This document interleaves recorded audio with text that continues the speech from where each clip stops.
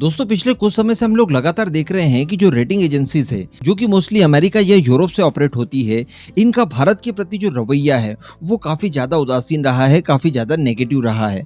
भारत को लगभग सभी तरह की कैटेगरीज में ये लोग डाउनग्रेड करने की कोशिश करते हैं। अगर हंगर इंडेक्स देखेंगे तो वहां पर भारत से अच्छी स्थिति पाकिस्तान, अफगानिस्तान जैसे देशों की कर दी जाएगी, श्रीलंका को भारत से ऊपर रख दिया जाएगा। या अगर प्रेस फ्रीडम की बात की जाए, ह्यूमन राइट की बात की जाए, तब भी पाकिस्तान, श्रीलंका और अफगानिस्तान जैसे देश भारत से ऊपर आपको मिलेंगे। तो कहने का मतलब इस तरह की जो रेटिंग एजेंसीज होती है, इनका भारत के प्रति सौतेला व्यवहार हम लोग काफी लंबे समय से देख रहे हैं और लंबे समय से इसका विरोध भी करते आए हैं। लेकिन इसके निवारण के लिए आज तक कोई भी सकारात्मक कदम किसी भी देश ने नहीं उठाया और कोई भी भारत का साथ देने नहीं आया कि देखिए ये भारत को जो रेटिंग दी जा रही है ये गलत दी जा रही है। ऐसा नहीं है। अब अगर इकोनॉमिक क्षेत्र की बात की जाए दोस्तों, तो भारत की इकोनॉमी के बारे में हम लोग पिछले कई समय से डिस्कस कर रहे हैं। बहुत तेजी से बढ़ती हुई अर्थव्यवस्था है हमारी जो इकोनॉमिक ग्रोथ रेट है वो दुनिया के टॉप देशों में से एक है। इसके अलावा हम लोग दुनिया की 5वीं सबसे बड़ी अर्थव्यवस्था बन चुके हैं। इसके साथ साथ भारत का जो इकोनॉमिक फ्यूचर है वो भी काफी ब्राइट दिखाई दे रहा है। यहाँ तक की प्रिडिक्शन लगाई जा रही है कि भारत जल्द ही नंबर 2 और नंबर 3 की श्रेणी में भी आ जाएगा इकोनॉमी के मामले में। तो कहने का मतलब सारी कुछ चीजें भारत की बहुत अच्छी है। लेकिन दोस्तों इसके बावजूद भारत की जो क्रेडिट रेटिंग है वो काफी ज्यादा निराशाजनक है। जी हाँ, अब यहाँ पर आप जानना चाहेंगे कि क्रेडिट रेटिंग एक्चुअली होती क्या है, तो इसे एक एग्जाम्पल से समझिए। मान लीजिए कि आज आपके पास भारत का वित्तीय प्रभार है और इसी दौरान 2 देश आपसे लोन मांगने के लिए आते हैं। एक जर्मनी आता है और एक श्रीलंका आता है और आपसे दोनों ही देश डिमांड करते हैं कि हमें आप लोन दे दीजिए। तो आप किसे लोन देना पसंद करेंगे? ऑब्वियसली आप जर्मनी को लोन देना पसंद करेंगे। कारण क्या है इसके पीछे? तो इसके पीछे कारण यह है कि जर्मनी एक बड़ी अर्थव्यवस्था है, एक सुसज्जित देश है, वहाँ का अर्थतंत्र बढ़िया है, लोगों के पास जॉब्स वगैरह है, उस देश की कमाई अच्छी है और आपको गारंटी है कि आपके द्वारा जो लोन दिया जा रहा है जर्मनी को वो सूद समेत वापस मिलेगा। लेकिन वहीं पर अगर श्रीलंका की बात की जाए तो आपको पता है कि रिसेंटली इन्होंने डिफॉल्ट किया है, लोगों के पास जॉब्स वगैरह तो छोड़ दीजिए, खाने के लिए खाना भी नहीं है। तो ऐसी परिस्थिति में आप अगर श्रीलंका को लोन देंगे तो वो लोन आपका डूब ही जाएगा, वो आपको वापस नहीं मिल सकता। तो यहाँ पर तो सारी चीजें पारदर्शी थी। जर्मनी और श्रीलंका में बड़ी आसानी से आकलन लगाया जा सकता है।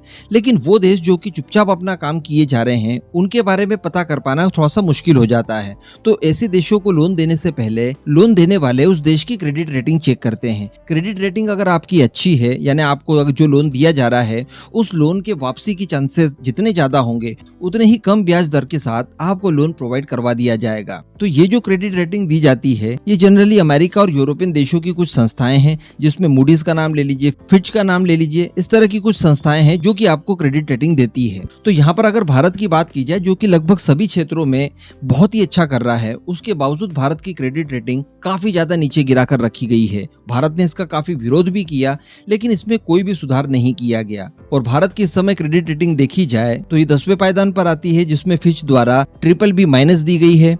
वहीं मूडीज की बात की जाए तो Baa3 दी गई है। वहीं S&P की बात की जाए तो इन्होंने भी BBB- दे रखी है। अल्टीमेटली भारत के बाद उन्हीं देशों का नंबर आता है जो कि सबसे खराब पोजीशन पर हैं। श्रीलंका, पाकिस्तान, नेपाल वगैरह, जिनको लोन देने में कोई भी 10 बार सोचेगा कि वापस मिलेगा या फिर नहीं मिलेगा। तो कहने का मतलब भारत की क्रेडिट रेटिंग एक बायस तरीके से कम कर दी गई है। इसका नुकसान क्या होता है? तो नुकसान ये होता है कि जब भारत लोन उठाता है उस लोन के ऊपर भारत को काफी ज्यादा ब्याज दर चुकाना पड़ती है। मान लीजिए कि $1 बिलियन भारत ने लोन उठाया और $1 बिलियन जापान ने भी उठाया, तो जापान को भारत की तुलना में कम ब्याज दर पे करना पड़ेगी। भारत की इकोनॉमी अच्छी है, सारी कुछ चीजें अच्छी है, ये सब लोन देने वाले को पता है। लेकिन ब्याज दरों को जब डिसाइड किया जाएगा तो वहां पर आपकी क्रेडिट रेटिंग देखी जाएगी और वो क्रेडिट रेटिंग जिस हिसाब की होगी उसी हिसाब से आपसे ब्याज वसूला जाएगा और ये सबसे बड़ा नुकसान आ जाता है।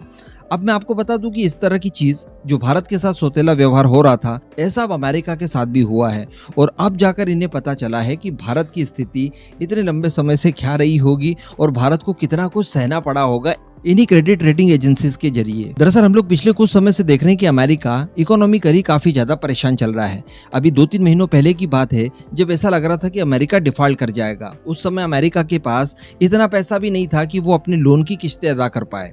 तो वहां पर इन्होंने क्या किया कि अपनी जो डेप्ट सीलिंग है उसे बढ़ा दिया, यानी उधार लेने की क्षमता को पहले की तुलना में और ज्यादा बढ़ा दिया। इसके बावजूद भी अमेरिका की जो आर्थिक स्थिति थी उसमें कोई विशेष सुधार नहीं आया और एक्सपर्ट्स का ये मानना है कि आने वाले 2-3 सालों में अमेरिका के अंदर एक मंदी भी आ सकती है और इसका काफी ज्यादा नेगेटिव इम्पैक्ट अमेरिका की इकोनॉमी पर पड़ेगा। तो इन सारी चीजों को देखते हुए अमेरिका की ही एक संस्था जो कि क्रेडिट रेटिंग देती है जिसका नाम है फिच, इन्होंने अमेरिका की क्रेडिट रेटिंग को घटा दिया है। जहां पर अमेरिका की क्रेडिट रेटिंग AAA हुआ करती थी जो कि दुनिया में सबसे ज्यादा अच्छी थी। इसका मतलब ये हुआ कि अमेरिका को सबसे कम ब्याज दर पर लोन मिल जाया करता था और इस बात की गारंटी रहती थी कि अमेरिका को अगर आप लोन दे रहे हैं तो वो हर हाल में आपको वापस मिलेगा, किसी भी परिस्थिति में डूबेगा नहीं। लेकिन अब बताया जा रहा है कि अमेरिका की यही क्रेडिट रेटिंग AAA से घटाकर AA+ कर दी गई है, जो कि अमेरिका के इतिहास में ये पिछले 12 सालों में पहली बार हुआ है। यानी आज से 12 साल पहले भी एक बार अमेरिका की क्रेडिट रेटिंग घटाई गई थी,